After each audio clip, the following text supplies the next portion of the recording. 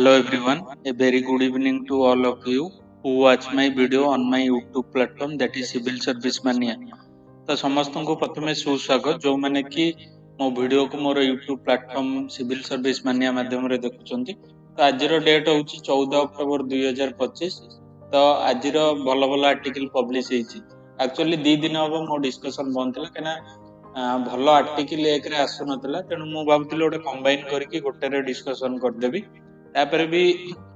OCS prelim exam थिला तो पिला सेथरे बिजी थिबे तो मु कहली प्रिलिम एग्जाम सरू तापर डिस्कशन स्टार्ट करिया। मु आशा करछि समस्तଙ୍କର ଭଲ ହେଇଥିବା एग्जाम राइट। तो हमर जो ଯାହାର ବି ଭଲ ହେଇଛି କଟଅଫ୍ ଉପରେ ପାଖାପାଖି ବି ଆସୁଛି ଆପଣ मेंस ପାଇଁ ପଢାପଢି ଷ୍ଟାର୍ଟ କରିଦିଅନ୍ତୁ। ତା ସହିତ ଏଡିଟୋରିଆଲ डिस्कशन को माने बहुत प्रायोरिटी दियंतु काना आपनकर चार्टा जीएस पेपर पुनी एसए पेपर अच्छी तो जीएस रो बहुत इंपोर्टेंट रोल अच्छी राइट। तो जीएस एडिटोरियल प्राय जीएस रो पार्ट टा कवर होउची तो एति कहबे आपण एई सब जिंस ऊपर टे गुरुत्व दियंतु राइट। तापरे चलंतु हमर आर्टिकल जे डिस्कशन करिया। तो आर्टिकल डिस्कशन करिया पूर्व इंट्रोड्यूसिंग माय सेल्फ आज Manas Ranjan Sahu I belong to Khurda district of Odisha. तो actually I am a state government civil servant under Odisha government right. तो आमर जो फास्ट आर्टिकल अच्छे आमर जो रिसेंटली आमर अंडमान हाउ निकोबर गोटे डेवलपमेंटल प्रोजेक्ट आसी जहाँ विषय आमे पूर्व डिस्कशन करते माने बहुत माने एनवायरनमेंट जो डिफरेस्टेशन आइलैंड रे कैरी आउट करा होउची तो सही इश्यू ऊपर आर्टिकल राइट। आमर एनवायरनमेंट को आमे केमिति बंचाइबा तो से ऊपर बहुत भल आर्टिकल टा। तो आर्टिकल रे कुआ होउची आमर अंडमान हाउ निकोबर आइलैंड होउची वर्ल्ड रो सबुटू माने बायोडाइवर्सिटी हॉटस्पॉट माने बहुत प्रजातिर प्लांट आउ एनिमल डाइवर्सिटी से आइलैंड रे देखिया को मिले जोटा कि अंडमान एंड निकोबर गोटे कार्बन रिजर्व भलिया माने कार्बन जो डाइऑक्साइड को एब्जॉर्ब करिया रे गोटे मेजर रोल प्ले करथे। तापरे क्लाइमेट चेंज रो इंपैक्ट रो बुरा प्रभाव रु बंचाया पई मध्य गोटे ग्रेट रोल प्ले करथे। तापर आर्टिकल कुआउची हमर जो रिसेंटली मल्टी सीआर रो मल्टी करोड़ रो मेगा प्लान जो एबे प्रोजेक्ट कैरी आउट कराउची जो तरे construction of power plant township transshipment port and airport Madhya planning proposal अछि जो थरे कि 13,000 हेक्टर ऑफ जो फॉरेस्ट अफेक्ट होबार चांसेस अछि राइट। तो आर्टिकल कि हिस्ट्री विषय डिस्कशन कराउची जेंति हमर गोटे सुप्रीम कोर्ट रो लैंडमार्क जजमेंट आस्थिला जोटा एक्चुअली हमर कोन जो हमर गोटे नियमगिरी हिल जो ओडिसा रे अछि ता दरे बॉक्साइट माइनिंग करिया को केतेटा कंपनी अप्रोच करथिले किंतु लोकल लोक सेटा बहुत अपोज करके कोर्ट रे पिटिशन फाइल करथिले जोटा कि 2013 मसे रे हितला। तो सुप्रीम कोर्ट को ए केस टा जाइतला केस रो ना होउची Odisha mining corporation versus ministry of environment and forest and others. तो जो तरे सुप्रीम कोर्ट राय देइतिले जे जो डंगरिया कंध अछंती जो माने कि नियमगिरी हिल रे बॉक्साइट एक्सट्रैक्शन को अपोज करूछंती तांको कंसर्न टा जेन्युइन आउ रीजनेबल मध्य जो तरे कि सी कहले माने ट्राइबल माने अपोज करियार मेन रीजन होउची तांकर कल्चर आउ रिलीजन आउ जो तांकर जो रिलीजियस वैल्यू अछि विथ फॉरेस्ट सेटा अफेक्ट हबो। तो हमर सुप्रीम कोर्ट ऑर्डर देले जे गोटे जो सेई जो एरिया रो जो ग्राम सभा अछि जो नियमगिरी हिल जो एरिया अंडर अछि जदि पंचायत राज इंस्टीट्यूशन आपण जानथिबे जदि ग्राम सभा रे गोटे भोटिंग करा होउची जदि से माने वोट देबे कि माने माइनिंग हेई परिबोनी ताले तांको ग्राम सभा रो डिसीजन टा फाइनल। तो सुप्रीम कोर्ट ए ऑर्डर टा देइतिले जो तरे कि गोटे वोटिंग कैरी आउट करा जाइतिला ग्राम सभा पई ग्राम सभा जो सेठी प्रेजेंट थिले ग्राम सभा माने आपण जानिथिबे जो पंचायत राज इंस्टीट्यूशन रे जो इंस्टीट्यूशन ऑफ एल्डर माने जो डिसीजन मेकिंग आपण जो ग्राउंड लेवल ले निया जाय थ्रो ग्राम सभा। तो ग्राम सभा सेटा अपोज करथिले प्रोजेक्ट एग्नेस्ट रे व्यू देइतिले तो जोथि पई माने बॉक्साइट माइनिंग टा हमर नियमगिरी हिल रे हेई नथिला राइट। तो आर्टिकल कुआ होउची हमर जो ग्रेट अंडमान निकोबर जो प्रोजेक्ट टा प्रपोज हेई जाईची सेठी हमर ग्राम सभार जो एरिया रे हबो सेठी ग्राम सभार माने व्यू पॉइंट टा निया हिच ना नै सेटा तापरे किछि माने न्यूज पेपर रे आर्टिकल पब्लिश हेइनी माने ग्राम सभार व्यू निया जाइछि ना नै माने एते बड़ प्रोजेक्ट कैरी आउट करिया पूर्वरु तो सेटा गोटे क्वेश्चन मार्क ग्राम सभार पोजीशन व्यू कोन ता तांको मतामतर व्यू निया जाइछि ना नै तो तापरे किछि आर्टिकल पब्लिश हेइनी राइट तो आर्टिकल ले कुआ होछि हमर जो ए जो एनवायरनमेंट रिलेटेड माने जो एनवायरनमेंट को प्रोटेक्शन करिया पे बहुत लॉ आछी किंतु सेटा इंप्लीमेंटेशन रे बहुत फेल्युअर साब्यस्त होछि जोति पे किछि कंट्री जेंति बोलिविया हे गला कोलंबिया हे गला इक्वेडर हे गला और न्यूजीलैंड हे गला से माने गोटे न्यू अप्रोच लीगल अप्रोच को अपनाइले जोटा कहउचंती राइट ऑफ नेचर माने जेतबेले से देखिले माने ट्रेडिशनल वे रे लॉ आनले सेटा इंप्लीमेंट होबारे कष्ट होउची माने एनवायरनमेंट को प्रोटेक्ट करा जाई परनै तापरे से गोटे न्यू अप्रोच अपनाइले जोटा कहउचंती राइट्स ऑफ नेचर माने जोटा कि हमर जो नेचर हे गला रिवर हे गला हिल हे गला माउंटेन तांकू राइट दिया हबो थ्रू लॉ तांकर मध्ये अधिकार अछि राइट माने एमिति गोटे सिस्टम जदी आपनकू गोटे डिफोरेस्टेशन किंबा फॉरेस्ट काटिबार अछि केना तांकर अधिकार अछि से माने मध्ये कोर्ट रे तांकर जो फॉरेस्ट राइट ता तांकू फॉरेस्ट राइट को प्रोटेक्ट करा जिबा पई सेटा मध्ये चैलेंज करा जाई परबो तो एटा गोटे न्यू सिस्टम हमर जो डिफरेंट कंट्री बोलिविया हे गला कोलंबिया हे गला इक्वेडर आ न्यूजीलैंड भली देश रे एटा अणा जाइछि तो राइटर भी सेटा कहउचनी हम देश रे एंते सिस्टम आसिया कथा केना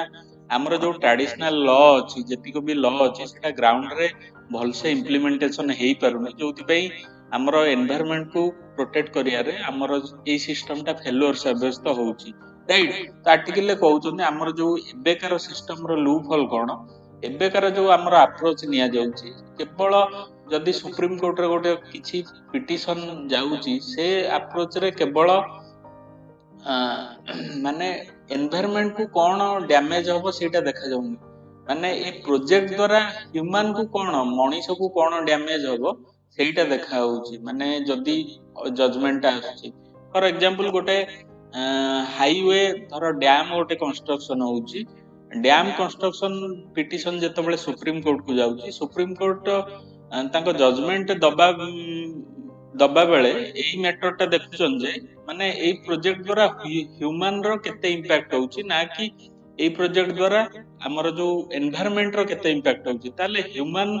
रो जो सर्वाइवल ऊपर बेसी प्रायोरिटी दिया होउची हमर जो एबे ट्रेडिशनल अप्रोच अछि किंतु आमे जो न्यू अप्रोच जदी आनिया जदी गोटे हमर जो एनवायरनमेंट को आमे राइट दबा रिवर हे गला हिल हे गला माउंटेन को राइट दबा ताहले गोटे निर्जीव वस्तुर मध्य राइट विषय रे अधिकार विषय रे हमर सुप्रीम कोर्ट ताको प्रायोरिटी देकी हमर डिसीजन देबे जोति पई गोटे एनवायरनमेंट जो परिवेश को बंचा जाई पारिबो तापरे कुआ होउची हमर जो एई जो हमर ट्रेडिशनल मेथड रो सेकंड रूल फॉलो होउची माने such relief did not go to the natural entity but only to the affected human beings माने धर गोटे जजमेंट गला ऑलरेडी डैम रे माने गोटे डैम कंस्ट्रक्शन हला जोतरे मैक्सिमम लोक टिके प्रभावित हले से डैम कंस्ट्रक्शन जोगु किंतु जदी सेटा पिटिशन जाउची हमर सुप्रीम कोर्ट को सेतरे खाली देखा होउची ह्यूमन केते अफेक्ट हले ना कि देखा जाउची परिवेश केते दूषित हैला अलग वन्य जंतु केते अफेक्टेड हैले हमर इकोलॉजी केते अफेक्टेड हैला सेटा को देखा जाउनी हमर जो ट्रेडिशनल अप्रोच अछि किंतु हमें जदी गोटे कहली जोटा न्यू अप्रोच माने राइट ऑफ नेचर से जदी अप्रोच को हमें कंसर्न को नबा ताहाले गोटे परिवेशकर कोन राइट रहिछि जदी किछि प्रोजेक्ट होउछि तार क्षयक्षति विषय रे हमर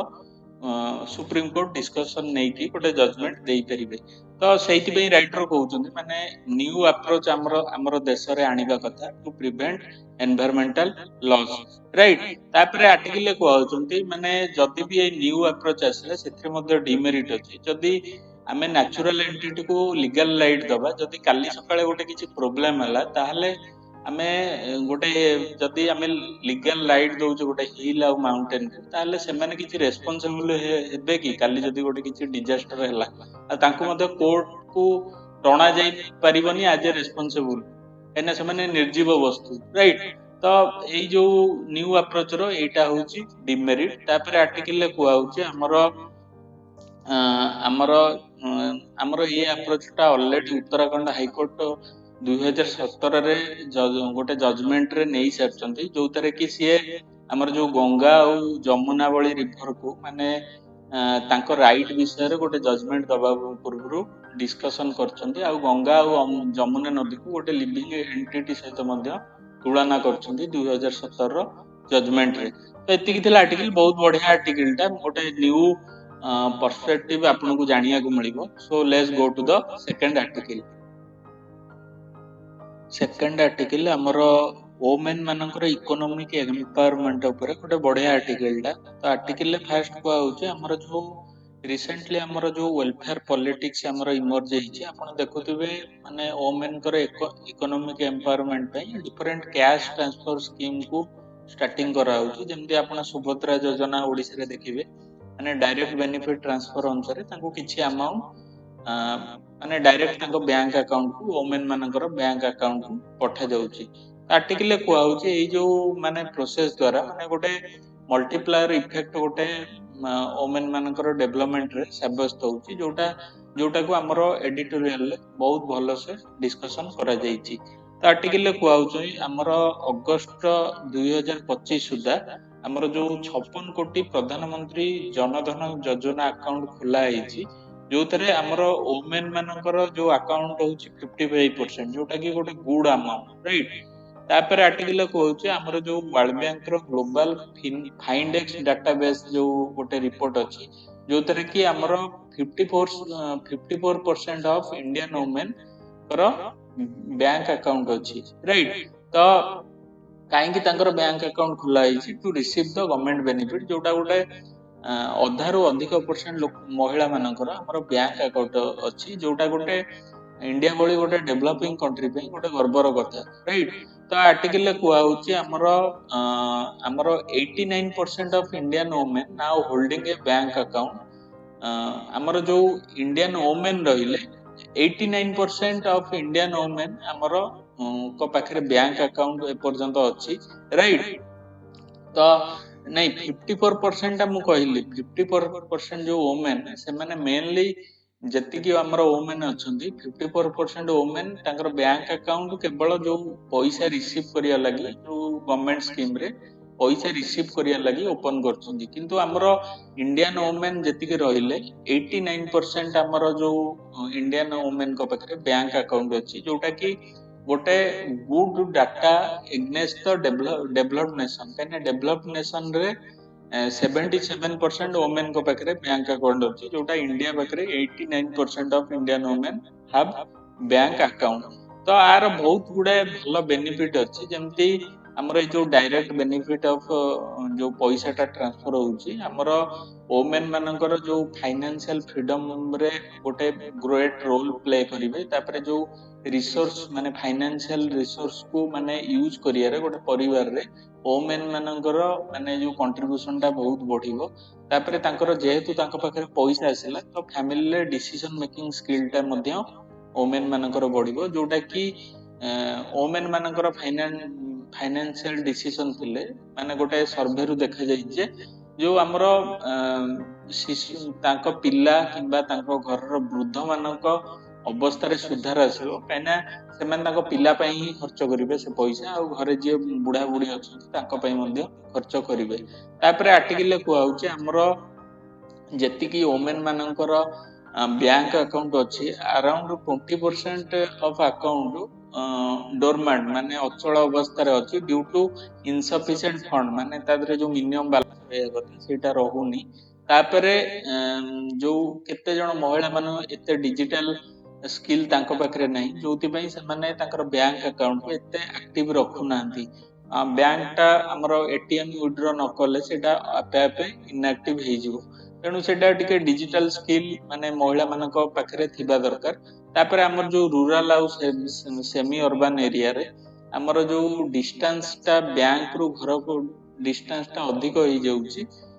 ଯୋଉଥିପାଇଁ ବି ଆମର ଓମେନଙ୍କ ନାଁରେ ବ୍ୟାଙ୍କ ଆକାଉଣ୍ଟ ଥିଲେ ବି ସେମାନେ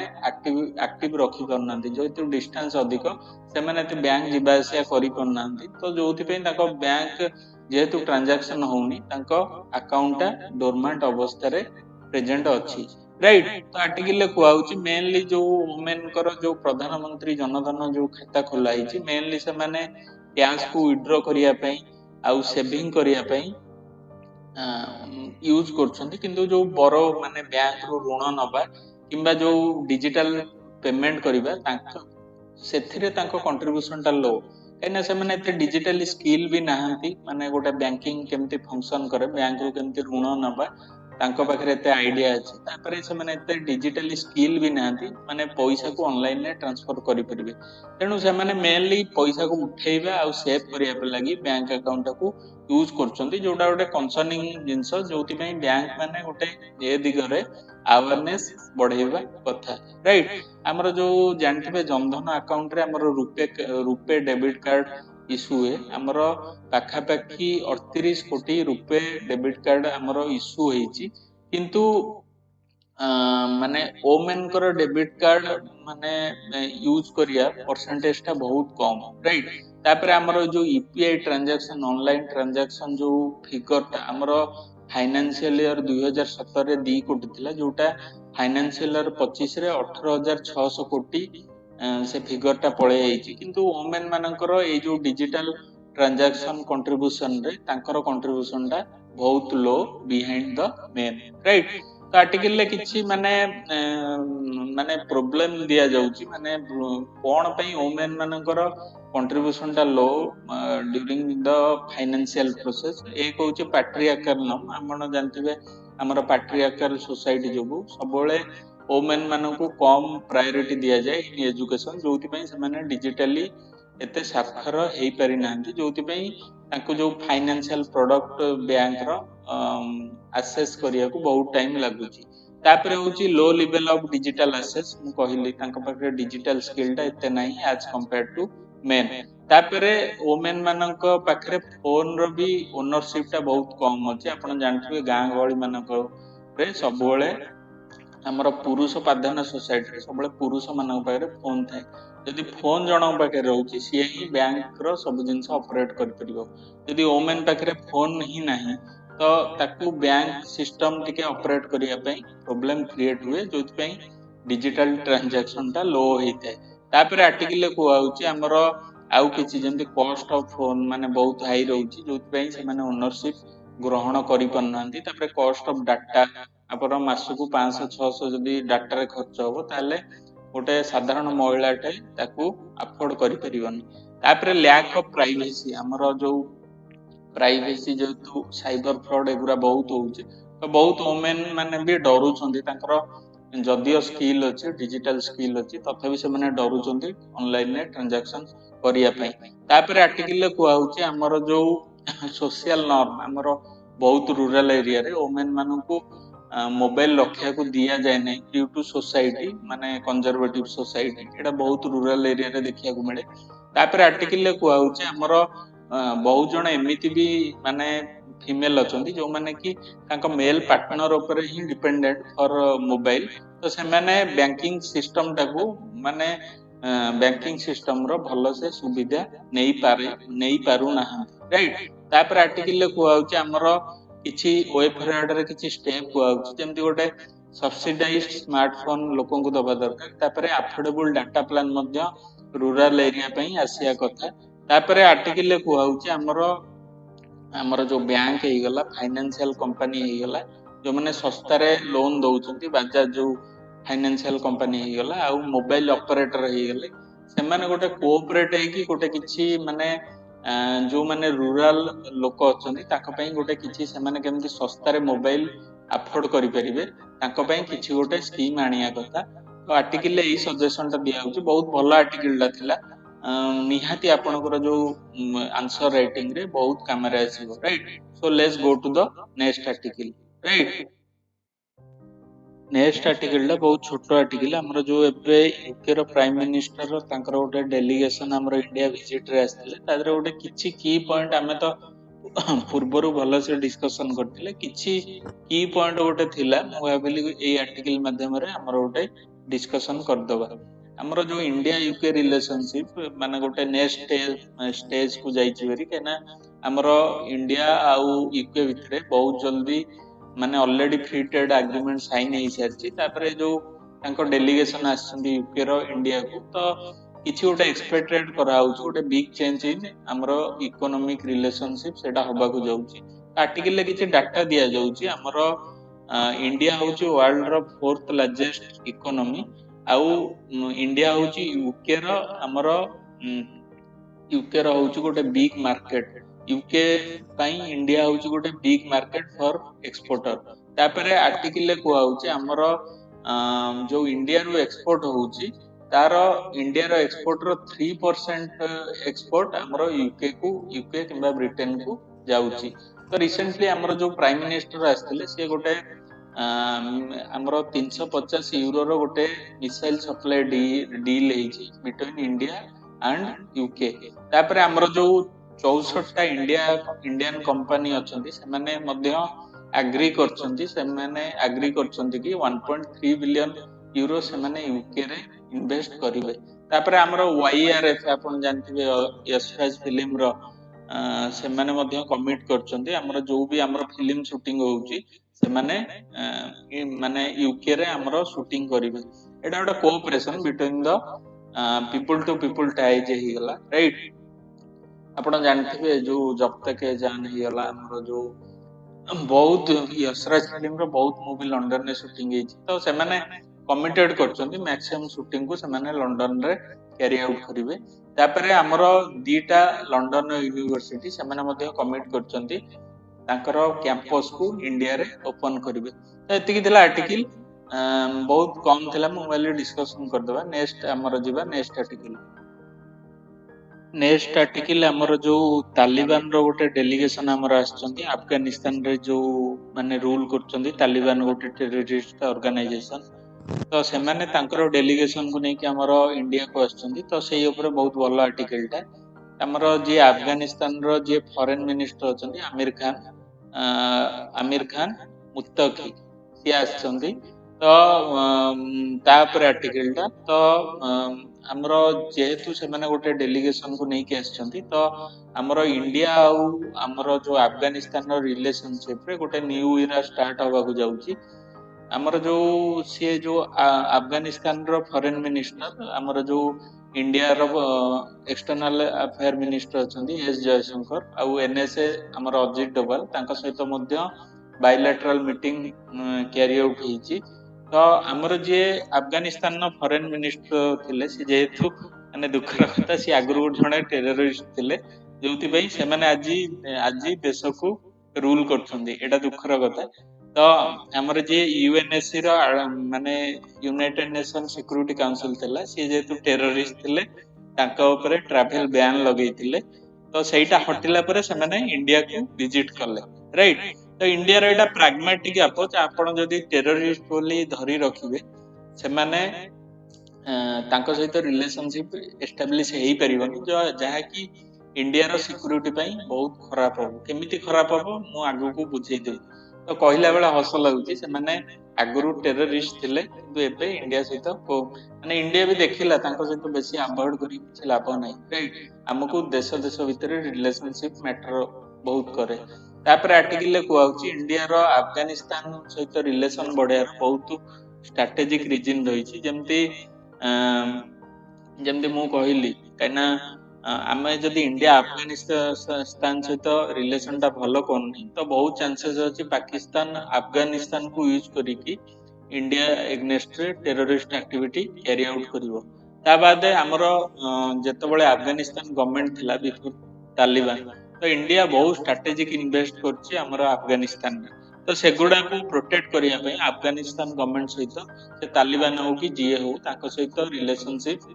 मेंटेन करिया बहुत जरूरी तापरे आर्टिकल ले कुआ होची तो सेति पई हमरो इंडिया अफगानिस्तान रिलेशनशिप टाको बहुत प्रायोरिटी दिया जाउछु राइट। तो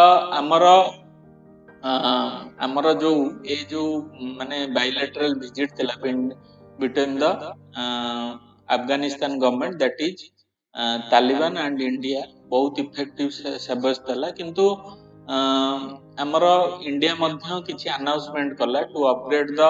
ଇଣ୍ଡିଆନ ଆମ୍ବାସି ଯୋଉଟା ଆଫଗାନିସ୍ତାନରେ ଅଛି ସେଇଟା ଇଣ୍ଡିଆନ ଆମ୍ବାସିକୁ କେମିତି ଅପଗ୍ରେଡ କରାଯିବ ତା ବିଷୟରେ ମଧ୍ୟ ଆନାଉନ୍ସ କଲା। ତାପରେ ଇଣ୍ଡିଆ ବି ମଧ୍ୟ କେତେଟା 28ଟା ନା 30ଟା ଆମ୍ବୁଲାନ୍ସ ଆଜ ଏ ଗିଫ୍ଟ ଟୁ ଆଫଗାନିସ୍ତାନ ଦେଇଛି, ଯୋଉଟା ଗୋଟେ between the people to people କନେକ୍ଟଟା ଦୁଇ ଦେଶ ମଧ୍ୟରେ ବହୁତ ବଢିବାର ଚାନ୍ସେସ୍ ଅଛି। ତାପରେ ଇଣ୍ଡିଆ ଟିକେ ମାନେ ବହୁତ ଡେରି କଲା ଆମର ଯୋଉ ତାଲିବାନ ଗଭର୍ଣ୍ଣମେଣ୍ଟକୁ ରେକଗନାଇଜ କରିବାରେ, କାହିଁକିନା ଇଣ୍ଡିଆ ଫାଷ୍ଟରୁ ମାନେ ପ୍ରିନ୍ସିପଲ ଥିଲା ମାନେ ଟେରରିଷ୍ଟ ସହିତ ସେମାନେ କେବେ ଡିଲ୍ କରିବେନି। କିନ୍ତୁ ଇଣ୍ଡିଆକୁ ଗୋଟେ ସିଚୁଏସନରେ ଆସି ବହୁତ ପ୍ରାକ୍ଟିକାଲ ଆପ୍ରୋଚ ନବାକୁ ପଡିଲା, କାହିଁକିନା ଇଣ୍ଡିଆ ସହିତ ଆଫଗାନିସ୍ତାନର ରିଲେସନସିପ ବହୁତ ଜରୁରୀ ଟୁ ଟ୍ୟାକେଲ ଦ ପାକିସ୍ତାନ ରାଇଟ। ତ ଆର୍ଟିକଲରେ କୁହାହଉଛି ଆମର ଇଣ୍ଡିଆ ବହୁତ ସେଠି ଆକ୍ଟିଭିଟି କ୍ୟାରି ଆଉଟ୍ କରିଛି ଇନ୍ ଆଫଗାନିସ୍ତାନ, ଯେମିତି ହସ୍ପିଟାଲ ଏଷ୍ଟାବ୍ଲିଶ କରିବା, ହ୍ୟୁମାନିଟାରିଆନ ଆସିଷ୍ଟାନ୍ସ ପ୍ରୋଭାଇଡ କରିବା, ଆଉ ଟ୍ରେଡ କେମିତି ଦି ଦେଶ ମଧ୍ୟରେ ବଢିବ। ତ ସେ ସବୁ ଜିନିଷ ପାଇଁ ଇଣ୍ଡିଆ ଅଲରେଡି ବହୁତ ଜିନିଷ ମାନେ ଇନଭେଷ୍ଟମେଣ୍ଟ କରିଚାଲିଛି। ତ ଆର୍ଟିକଲରେ ଆଫଗାନିସ୍ତାନ ଡେଲିଗେସନ ମଧ୍ୟ କହିଛନ୍ତି ସିଏ ଆଫଗାନିସ୍ତାନ ମାଟିକୁ କେବେ ଇଣ୍ଡିଆ ଏଗନେଷ୍ଟରେ ୟୁଜ ହବାକୁ ଦେବ ନାହିଁ ରାଇଟ। ତ ଏଇ ଯୋଉ ଭିଜିଟରେ କିଛି କଣ୍ଟ୍ରୋଭର୍ସି କ୍ରିଏଟ ହେଇଥିଲା, ଯୋଉଥିପାଇଁ କିଛି ଯୋଉ ମେନ୍ ମୁଦ୍ଦା ଉପରେ ତାଲିବାନ ଗଭର୍ଣ୍ଣମେଣ୍ଟ ଆନ୍ସର ଦବାର ଥିଲା ସେଇଟା ଟିକେ ହେଇପାରିଲାନି। କାହିଁକିନା ଇସ୍ୟୁ ଯେମିତି ଯେତେବେଳେ ତାଲିବାନ ଯୋଉ ଆସିଥିଲେ ଡେଲିଗେସନ ତାଙ୍କର ଯୋଉ ପ୍ରେସ କନଫରେନ୍ସ ଥିଲା ସେଥିରେ ଓମେନ୍ ମାନଙ୍କୁ ଆଲାଉ ନାହିଁ ବୋଲି ଗୋଟେ ନୋଟିସ ଜାରି ହେଇଥିଲା, ଯୋଉଥିପାଇଁ ଆମର ଯୋଉ ଏଡିଟର ଆସୋସିଏସନ ଥିଲେ ଇଣ୍ଡିଆରେ ବହୁତ ମାନେ ଗୋଟେ କଣ୍ଟ୍ରୋଭର୍ସି କ୍ରିଏଟ ହେଇଥିଲା ଏଗନେଷ୍ଟ ଦ ଆଫଗାନିସ୍ତାନ ଗଭର୍ଣ୍ଣମେଣ୍ଟ। ଯୋଉଥିପାଇଁ ଯୋଉ ମେନ୍ ଇସ୍ୟୁ ଥିଲା ମାନେ ଗୋଟେ ଅପରଚୁନିଟି ଥିଲା ଆମ ଯୋଉ ଇଣ୍ଡିଆନ ମିଡିଆକୁ ତାଲିବାନ ଗଭର୍ଣ୍ଣମେଣ୍ଟକୁ କ୍ୱେଶ୍ଚିନ୍ କରିବାର କି ସେମାନଙ୍କର ଯୋଉ ପାଷ୍ଟ ଆଟ୍ରୋସିଟିଜ ଅନ ଓମେନ୍ ଆଉ ଯୋଉ ଲୋକଙ୍କ ଉପରେ ଅତ୍ୟାଚାର ସେ ଉପରେ କ୍ୱେଶ୍ଚିନ୍ ପଚାରିବା ପାଇଁ ଗୋଟେ ବଡ ଅପରଚୁନିଟି ଥିଲା। କିନ୍ତୁ ଏ ସବୁ କଣ୍ଟ୍ରୋଭର୍ସିରେ ସେ ମେନ୍ ଜିନିଷଟା ମାନେ ପରଦା ପଛରେ ରହିଗଲା ରାଇଟ। ତାପରେ ଆର୍ଟିକଲରେ କୁହାହଉଛି ଆମର ଯୋଉ ତାଲିବାନର ଯୋଉ ମୁଁ କହିଲି ବ୍ୟାନ୍ ଅନ୍ ଓମେନ୍ ଏଜୁକେସନ, ତାଙ୍କ ଦେଶରେ ଯୋଉ ଓମେନଙ୍କର ଏଜୁକେସନ ଆଉ ଏମ୍ପ୍ଲୟମେଣ୍ଟ ଉପରେ ସେମାନେ ବ୍ୟାନ୍ ଲଗେଇଛନ୍ତି। ତାପରେ ଯୋଉ ପଲିଟିକାଲ ପ୍ରୋସେସରେ ଓମେନ୍ ମାନେ ପାର୍ଟିସିପେଟ କରିବେ ନାହିଁ। ତାପରେ ଯୋଉ ଟ୍ରିଟମେଣ୍ଟ ଅଫ ମାଇନରିଟିଜ, ସେମାନେ ଯୋଉ ମାଇନରିଟି ଉପରେ ଯୋଉ ଅତ୍ୟାଚାର କରୁଛନ୍ତି ସେଇ ଇସ୍ୟୁ ଉପରେ ମାନେ ଏଡିଟର ମାନଙ୍କୁ କ୍ୱେଶ୍ଚିନ୍ କରିବାର ଥିଲା। କିନ୍ତୁ ଯେହେତୁ ଏତେ ବଡ ଗୋଟେ କଣ୍ଟ୍ରୋଭର୍ସି କ୍ରିଏଟ ହେଇଗଲା ତ ସେ ସବୁ ଇସ୍ୟୁ ବିଷୟରେ ଭଲସେ ଡିସ୍କସନ ହେଇପାରିଲାନି। କିନ୍ତୁ ଓଭରଅଲ ଦୁଇ ଦେଶ ଭିତରେ ଡେଭଲପମେଣ୍ଟଟା ବହୁତ ପଜିଟିଭ ରହିଲା। ତ ଏଇଟା ବି ଆଜିକା ଡେଟରେ ବହୁତ ଜରୁରୀ ଥିଲା। ପାକିସ୍ତାନ ଯୋଉଭଳି ଭାବେ ଇଣ୍ଡିଆ ଏଗନେଷ୍ଟରେ ପ୍ରୋକ୍ସି ୱାର କ୍ୟାରି ଆଉଟ୍ କରୁଛି ତାକୁ କର କରିବା ପାଇଁ ଇଣ୍ଡିଆ ଆଉ ଆଫଗାନିସ୍ତାନର ରିଲେସନସିପଟା ବହୁତ ଜରୁରୀ right. So let's go to the next article. Next article ଆମର ଯୋଉ ରେଲୱେ ସେକ୍ଟର କଣ ମାନେ ତାର ଯୋଉ ଫସିଲ ଫୁଏଲକୁ ଏଲିମିନେଟ କରିବା ପାଇଁ ଏବଂ ଯୋଉ ଗ୍ରୀନ ଏନର୍ଜି ଆମର ଯୋଉ ଗ୍ରୀନ ସୋର୍ସେସ ଅଫ ଏନର୍ଜି ତାକୁ ଇଣ୍ଟିଗ୍ରେଟ କରିବା ପାଇଁ କଣ ଷ୍ଟେପ ନେଇଛି ତ ତା ଉପରେ ଆର୍ଟିକଲ ବହୁତ ଭଲ ଆର୍ଟିକଲଟା। ଆପଣ ଏନଭାୟରନମେଣ୍ଟ ଯୋଉ ଜିଏସ୍ ପେପରରେ ଆପଣ ୟୁଜ କରିପାରିବେ ରାଇଟ। ତ ଆର୍ଟିକଲରେ ଫାର୍ଷ୍ଟ କୁହାହଉଛି ଆମର ଯୋଉ ରିସେଣ୍ଟଲି ଆମର ଜୁଲାଇ 2025ରେ ଆମର ଇଣ୍ଡିଆର ଫାଷ୍ଟ ହାଇଡ୍ରୋଜେନ ପାୱାର୍ଡ କୋଚ୍ କୁ ଇଣ୍ଟ୍ରୋଡ୍ୟୁସ କରାଗଲା ଆଟ୍ ଇଣ୍ଡିଆନ ରେଲୱେ। ଆପଣ ଜାଣିଥିବେ ହାଇଡ୍ରୋଜେନ ପାୱାର୍ଡ ମାନେ ସେଟା ରିନ୍ୟୁଏବଲ ଏନର୍ଜି ରାଇଟ। ତ ମାନେ ଯୋଉଟା ଗୋଟେ ପ୍ରୁଭ କରୁଛି ଇଣ୍ଡିଆନ ରେଲୱେ ବହୁତ ସିରିୟସ ଅଛି ଆବାଉଟ ଦ ଗ୍ରୀନ ଟ୍ରାନଜିସନ, ମାନେ ଫସିଲ ଫୁଏଲକୁ ଏଲିମିନେଟ କରି କେମିତି ଗ୍ରୀନ ଏନର୍ଜିକୁ ସିଏ ଇଣ୍ଟିଗ୍ରେଟ କରିବ। ତାପରେ ଆମର ଆର୍ଟିକଲରେ କୁହାଉଛି ଆମର ଇଣ୍ଡିଆନ ରେଲୱେ ପାଖରେ ସବୁଠୁ ୱାର୍ଲଡର ଲାର୍ଜେଷ୍ଟ ରେଲ ନେଟୱାର୍କ ଅଛି। ତାପରେ ଆଉ ଇଣ୍ଡିଆନ ରେଲୱେର ଯୋଉଟା ନେଟ୍ ଜିରୋ କାର୍ବନ ଏମିସନ ଯୋଉ ଟାର୍ଗେଟ ଅଛି ସେଟା ବାଇ 2030 କଭର ହବାର ଅଛି, ଯୋଉଟା କି ଆମର ଇଣ୍ଡିଆର ଟାର୍ଗେଟ ଠାରୁ ବହୁତ ଆର୍ଲି। ଇଣ୍ଡିଆର net zero carbon emission target ହଉଛି ବାଇ 2070, କିନ୍ତୁ ଇଣ୍ଡିଆନ ରେଲୱେଜର ଟାର୍ଗେଟ ହଉଛି 2030। तो आर्टिकल एटा तारीफ करा होची माने इंडियन रेलवे एक्चुअली बहुत सीरियस अछि about the green transition right. Article को होची हमरो इंडियन रेलवेज रे हमरो दिन को पाखा पाखी 24 मिलियन हमरो पैसेंजर ट्रैवल करंती आ 3 मिलियन टन ऑफ जिंस पत्र सेटा मूवमेंट हुए। तो हमरो जो लास्ट 10 वर्ष रे हमरो जो इंडियन रेलवे पाखा पाखी 45,000 किलोमीटर टाको इलेक्ट्रिफाई कर साइलानी राइट। तो जोटा गोटे कमेंडेबल जॉब तापरे जोथि पई हमरो डीजल डिपेंडेंस हे गला कोल डिपेंडेंस इन रेलवे धीरे धीरे कमीबारे लागिछि जोथि पई एमिशन मध्य कम होबारे लागिछि। आर्टिकल को होउछि हमरो जो बहुत रिन्यूएबल एनर्जी को इंटीग्रेशन करा जाउछि इन इंडियन रेलवे जेमती 553 मेगावाट रो सोलर एनर्जी 103 मेगावाट रो विंड एनर्जी पाखापाखी आउ 100 मेगावाट रो हाइब्रिड कैपेसिटी जोतरे सबु रिन्यूएबल एनर्जी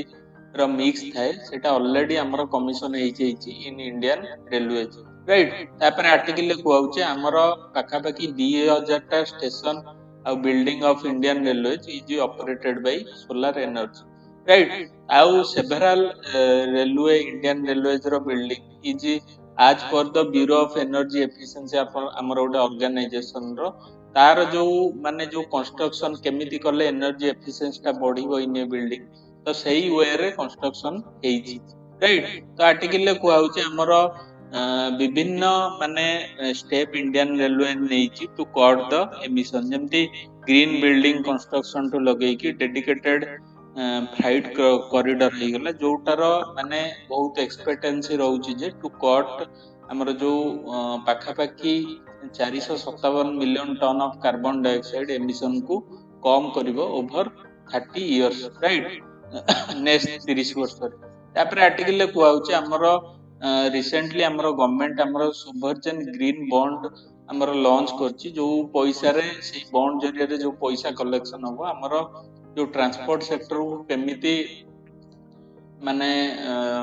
ग्रीन एनर्जी रे जोटा फॉसिल फ्यूल को एमिट कम करिवारे केमिति सहायक होई परिबो से ऊपर पैसा खर्च होबो। तापरे हमर मिनिस्ट्री ऑफ फाइनेंस ऑलरेडी 42,000 कोटी टंका हमर जो इंडियन रेलवेज को अलोकेट करि सारछि फॉर इलेक्ट्रिक लोकोमोटिव आउ सब अर्बन रेल एक्सपेंशन राइट। तापरे हमर जो इंडियन रेलवे फाइनेंस कॉर्पोरेशन अछि which is a body of Indian railways right जो थरे कि मोर शेयर भी अछि राइट। तो आईआरएफसी ता ऑलरेडी हमर जो ग्रेट रोल प्ले करूछि हमर जो ग्रीन बॉन्ड को इश्यू करिया रे पाखा पाखी 500 million green bond IRFC issue कर सारछि इन 2017 जो पैसा रे हमर इलेक्ट्रिक लोकोमोटिव हे गला इलेक्ट्रिक लोकोमोटिव को प्रिपेयर करा हो to minimize the carbon dioxide footprint. तापरे हमर जो आईआरएफसी एबे 7500 कोटी रो लोन ता हमर एनटीपीसी ग्रीन एनर्जी को देछि जोटा कि जो पैसा टा को एनटीपीसी यूज करियो for development of renewable energy. तो एई सब जिंस हमर इंडिया रो जो लो कार्बन फुटप्रिंट अछि गोटे इंफ्रास्ट्रक्चर को गडीबारे बहुत सहायक साब्यस्त हो। तापरे हमर वर्ल्ड बैंक पाखापाखी 245 मिलियन हमर लोन प्रदान करछि to the Indian railway for rail logistics project जो थरे कि हमर ग्रीन हाउस एमिशन कम होबार बहुत चांसेस अछि राइट। तापरे हमर जो आर्टिकल को होउछि हमर जेतिक भी एनर्जी यूज होउछि बाकी बळक एनर्जी जदि एबे हमें भी कोल हे गला किबा अलगा फजिल फ्यूल रु सेटा एक्सट्रैक्ट करछे ताले हमर जो पर्पस ता डाइल्यूट होबो। तेणु हमर जो हम घरे जो सोलार पैनल लगी ताकू जदि ग्रिड साहाय्य सेटा गोटे लॉन्ग टर्म कॉन्ट्रैक्ट करके हमें ऑर्गेनाइजेशन मानकू इंडियन रेलवेज को हमें जोगेई परिबा ताहले कस्टमर रो फायदा हबा सहित माने रिटेल जो माने घर वाला रो फायदा हबा सहित इंडियन रेलवेज रो मध्य बहुत बड़ फायदा हबो राइट। तापर आर्टिकल को होउची हमर जो आर्टिकल आ गोटे कथा को होउची हमर केवल ट्रेन रे रेलवे रे हमर ग्रीन एनर्जी ट्रांजिशन सेटा कर देले हबो सेटा ठीक नो हमर लास्ट माइल कनेक्टिविटी को मध्य ध्यान दबा को पड़िबो। जेमती हमर railway station last mile connectivity केमती सेटा मु परे बुझेबी आमर रेलवे स्टेशन को गोटे ग्रीन हब भाव क्रिएट करिया पड़िबो। तापरे लास्ट माइल कनेक्टिविटी माने मते धर स्टेशन ओल्ले कि गाँ को जिबार अछि से गाँ को भी मु जो जिबी से ट्रांसपोर्ट सेक्टर मध्य माने ग्रीन एनर्जी रे चलथिबा दरकार। जेमति इलेक्ट्रिक बस हे गला बाइसाइकल मु ओल्लेली स्टेशन बाइसाइकल मते इजीली मिली जाउथबो। आ पेडेस्ट्रियन फ्रेंडली इंफ्रास्ट्रक्चर माने जदि चालिकी मु जिबी मोर इंफ्रास्ट्रक्चर सेमती हवा दरकार राइट। ताहले हमर कार्बन एमिशन कमीबारे बहुत चांसेस अछि। तापरे आर्टिकल कहउची इलेक्ट्रिक ट्रक हे गला लिक्विफाइड नेचुरल गैस व्हीकल आ हाइड्रोजन मोबिलिटी जो एबे व्हीकल आछी तो ताकू मध्ये यूज टा बढ़ाइबा दरकार जोथि पई रेलवे भी जदि ग्रीन पावर रे चलला तापरे लास्ट माइल कनेक्टिविटी जो पॉइंट को आमे जिबा से पॉइंट पर्यंत मध्ये आमे ग्रीन एनर्जी रे जाई परिबा। तापरे किछि इनोवेटिव स्टेट माने स्टेप राइटर दउचंती जेमति हाइड्रोजन फ्यूएल सेल ट्रेन तापरे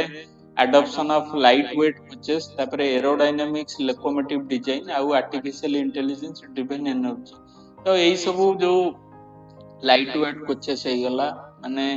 एरोडायनामिक लोकोमोटिव डिजाइन्स आउ हाइड्रोजन फ्यूएल सेल ए सब अडॉप्ट कले एक रे आपनकर फजिल फ्यूएल रो यूजेस टा कमिबो ता बादे रिन्यूएबल एनर्जी टा मैक्सिमम रु मैक्सिमम यूज होबो। तापरे ग्रीन सर्टिफिकेशन फॉर ट्रेन जो ट्रेन धर चलला ताकू ग्रीन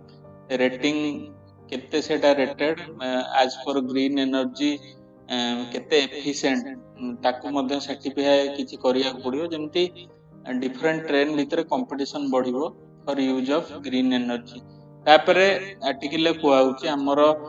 पब्लिक अवेयरनेस कैंपेन भी करिया पड़िबो माने खाली ट्रेन टा चलै देले होबनी लोक केमति फजिल फ्यूल एमिट टाकू कमेइबे सेति पद्धि मध्ये पब्लिक अवेयरनेस कैंपेन टाकू करिबा दरकार। तापरे आर्टिकल कुआउची जदि 2030 सुधा रेलवे नेट जीरो टारगेट टा अचीव करतला ताहले रेलवे हमर 60 मिलियन टन जो कार्बन डाइऑक्साइड एमिशन होउची ताकू हमें कट करि परिबा। ता बादे हमर जो आमे जदि इलेक्ट्रिफिकेशन आ energy efficiency in Indian railways आमे आनी परिबा ताहले एटलीस्ट 1 लाख कोटी टंका आमे कॉस्ट को सेव करि परिबा। तापरे हमर जो रेलवे डीकार्बनाइजेशन इनिशिएटिव हे गला आउ बड़ बड़ जो state run railway decarbonisation initiative सहित जदि बड़ बड़ जो व्हीकल अछि सेमाने मध्ये रिन्यूएबल एनर्जी को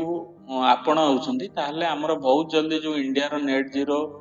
टारगेट अछि बाय 2070 सेटा बहुत जल्दी अचीव हे परिबो। एतिकी थिला आर्टिकल बहुत भलो आर्टिकल आ बहुत भलो भलो पॉइंट भी अछि। So let's go to the next article. Next तो किछि आर्टिकल नै जो की पॉइंट थिला हमर 12 तारिख रो ताकू टिके डिस्कशन करतबा जेमति साइंस रे गोटे की पॉइंट थिला जे लेजेट गर्ग इनइक्वालिटी ता माने होउची हमर जो कंप्यूटर रे जो यूनिट को नै कि हमें फंक्शन करू क्वांटम कंप्यूटर रे ताकू क्यूबिट बोली कुआ जाय। तो डिफरेंट जो क्यूबिट भीतर जो डिफरेंस टा को मेजर करिया पई जो गोटे क्यूबिट आ दूसरा क्यूबिट भीतर कोन डिफरेंस अछि ताकू मेजर करिया पई ताकू जो पैरामीटर टाकू कंसीडर को निया जाय ताकू लेगेट गर्ग इनइक्वालिटी बोली कुआ जाय। बड़ आर्टिकल पब्लिश हेची एते जानिबा दरकार नै आपण केवल मन रखतांतु लेगेट गर्ग इनइक्वालिटी का कुआ जाय। क्वांटम कंप्यूटर रे जो यूनिट थाए जो यूनिट जरिया रे क्वांटम कंप्यूटर फंक्शन करे ताकू क्यूबिट बोली कुआ जाय। तो गोटे क्यूबिट आ दूसरा क्यूबिट भीतर डिफरेंस को जानिया पई लेगेट गर्ग इनइक्वालिटी बोली गोटे पैरामीटर को कंसीडर करा जाय। तापरे हमर जो से दिन कोन ना एक्चुअली 12 तारिख दिन खाली नोबेल प्राइज ऊपर ऑलरेडी हमें डिस्कस करथिले ता ऊपर पब्लिश हेची तथापि मु किछि नुवा पॉइंट पाइली ता ऊपर हमें डिस्कशन करदबा। जेमति हमर जो कहली मेडिकल सिस्टम रे 3 जण पाइछंती जेमति मेडिसिन पाई ई ब्रोंको फ्रेड रामेसेल जापान सिमन सागुकुची एमती से माने ऑटो इम्यून जो गोटे कहली ऑटो इम्यून सिस्टम ऊपर डिस्कवर करिकी इम्यून सिस्टम हमर रोग प्रतिरोधक शक्तिटा केमिति काम करे तापर डिस्कशन करिकी से माने ए प्राइस टा पाइछंती। तो आर्टिकल कुआउची हमर जो ऑटो इम्यून सिस्टम जेतळे हमर रोग प्रतिरोधक शक्ति बाहर भाइरस को प्रोटेक्ट करिवारे यूज होता है किंतु बेले बेले आम निज रोग प्रतिरोधक शक्ति आम बॉडी को अटैक करे तो तापर डिस्कवरी ए प्राइस टा ऑटो इम्यून जोटा कुआ जाए ऑटो इम्यून माने ऑटो इम्यून हमर जो सिस्टम अछि तापर डिस्कवरी मिली तापर हमर गोटे बॉडी रे थाए रेगुलेटरी टी सेल माने थायराइड सेल हमर थाए जोटा कि हमर इम्यून सिस्टम हमर रोग प्रतिरोधक शक्ति रे गोटे मेजर रोल प्ले करथाय आपण मन रखंतु रेगुलेटरी टी सेल तापरे टी सेल माने थाइमस सेल जोटा कि हमर रोग प्रतिरोधक शक्ति रे ग्रेटर रोल प्ले करथाय तापरे आर्टिकल ले कुआउचे हमर गोटे CD25 आपण मन रखि जानतु जदि आसिला सेटा होची गोटे प्रोटीन ताको CD25 फॉक्स P3 गोटे आस्तिला पॉइंट फॉक्स P3 आपण मन रखतांतु गोटे म्यूटेंट जी हला गोटे म्यूटेंट म्यूटेशन हेतियो म्यूटेशन माने चेंजेस हेतियो से जीन रे ताको फॉक्स P3 कुआ जाय तापरे आर्टिकल होची हमर फिजिक्स रे सेमती किए पाइथिले मु ऑलरेडी कहि देइतिली राइट तो सेही जो फिजिक्स रे नोबेल प्राइज पाइछंती जो कहितिली को ऊपर तो सेही साइंस रे गोटे आर्टिकल पब्लिश हेछि तो टनेलिंग कौन राइट टनेलिंग गोटे साइंस एंड टेक्नोलॉजी रे जो माने फिजिक्स रे गोटे क्वांटम ऊपर रिसर्च करिकि पाइछंती तो सेहितर गोटे बहुत हाइलाइटेड टर्म होछि टनेलिंग तो हमर जो particles can sometimes cross barrier they don't have the energy to climb like boring through a mountain instead of scaling fast as per quantum mechanics this process is called tunneling right तो हमर जो particle थाए हमर जो physics रे हमर जो atom सब एटम जो पार्टिकल थाए तो से माने किछि टाइम रे बैरियर थाए किछि ऑब्जेक्शन थाए से माने क्रॉस करंती किंतु they don't have the energy to climb like boring through mountain instead of scaling it fast as per quantum mechanics तो से माने किछि टाइम रे जो हमर फिजिक्स रे जो पार्टिकल सब एटम सब एटम थांती से माने सम टाइम जो बैरियर तांको एग्नेस्ट रे थाए से माने सेटा टनल वलिया दे क्रॉस करंती किंतु तांको पाखरे एते एनर्जी न थाए कि से माने ताको क्लाइम करिकि जिबे जेमते माउंटेन को क्लाइम करा जाय जो से माने टनल क्रिएट करिकि जो प्रोसेस रे जानती जोटा कि क्वांटम मैकेनिक्स रे टर्म टा यूज है ताको टनलिंग हुआ जाय तापरे गोटे जोसेफसन जंक्शन बोली बहुत हाइलाइटेड टर्म तो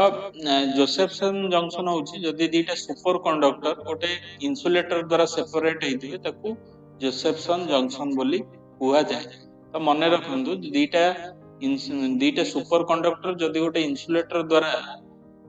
सेपरेट हेतिले ताको जोसेफसन जंक्शन हुआ जाय तापर हमर पीस रे जो पाइचंती पीस नोबेल प्राइज तांको नाटा होची वेनेजुएला रो जो लीडर ऑफ अपोजिशन अछन मारिया कोरिना माचाडो राइट तो तांकर किछि बायोग्राफी किछि पब्लिश हेछि तो सी बहुत हमर निकोलस मादुरो जो प्रेसिडेंट अछन तांकर बहुत बड़ क्रिटिक आ तांको आयरन लेडी मध्ये कुआ जाय तो सी गोटे वॉलंटियर ग्रुप हमर क्रिएट करथिले 2002 रे जहार ना होची सुमेट राइट तो मन रखंतु सुमेट बोली सी गोटे वॉलंटियर ऑर्गेनाइजेशन क्रिएट करथिले तापर आउ किछि तांकर जोटा इंपोर्टेंट क्वेश्चन आसी परिबो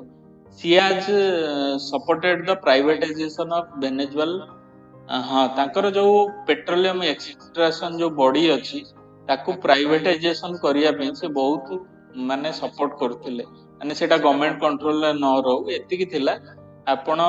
माने टिके देखि देबे माने टिके नॉलेज रे रहंतु ताको आयरन रेडी बोली कुआ जाय तापर हम जो नोबेल प्राइज लिटरेचर जो मिली ची हंगेरियन राइटर ताको ना होची Laszlo Krasznahorkai Laszlo Krasznahorkai right Laszlo Krasznahorkai right ताकर किछि माने राइटिंग्स जेमति मु कहली Satantango melancholy of resistance war and war Baron Wenckheim's home coming तापरे मेलांकोली ऑफ रेजिस्टेंस राइट तापरे आउ किछि ताकर writing जेमति Seigo there below, a mountain to the north, a lake to the south, path to the west, a river to the east. तो एतिकी किछि मने रखि दियंतु माने माने खाली शुणी देई थांतु जदि भी आसिला आपण सेटा टिक भी एटलिस्ट मारी परिबे तापर आमे नेक्स्ट जिबा प्राय सेदिन 12 तारिख दिन केवल नोबेल प्राइज ऊपर पब्लिश हेतिला एते भलो आर्टिकल नथिला माने बहुत डिटेल्स माने थिला सेबा डिस्कशन करले भी आपण बुझी परिबेन राइट माने एते मेडिकल लेवल तो क्वेश्चन आसीबन ना राइट तो एतिकी थिला आजिरो डिस्कशन मु आशा करछि आपण बहुत भल लागतो समस्त प्रिलिम रे भलो करंतु किंतु एडिटोरियल डिस्कशन केबे मिस करंतुनी तार बहुत इंपोर्टेंस अछि जदि आपण कंटीन्यूअसली सुनुचंती तार बेनिफिट ता लास्ट को जानि पारिबे right so please like subscribe share with your friend so thank you